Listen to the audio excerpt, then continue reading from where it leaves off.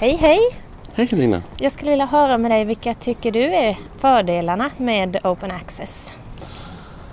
Ja, altså en af fordelene, det er jo i alle fald, at man jo kan se til, at et af formålene med at gå ud og producere forskning og producere forskningsresultater, det er, at de her resultater faktisk kan blive spredt.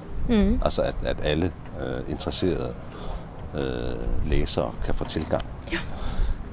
Det er en væsentlig fordel. En anden væsentlig fordel, det er jo faktisk, at de som finansierer den forskning, som så resulterer i publikationer, at de så også jo indirekte får mere for pengene, i og med at forskningen bliver spredt. At der ikke er nogen barriere for tilgang til forskning.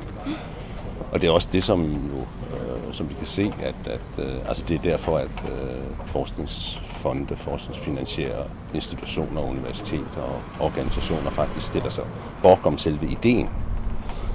Så i og for sig, så er det jo en helt logisk tanke, når det just gælder forskning. Tack så mycket.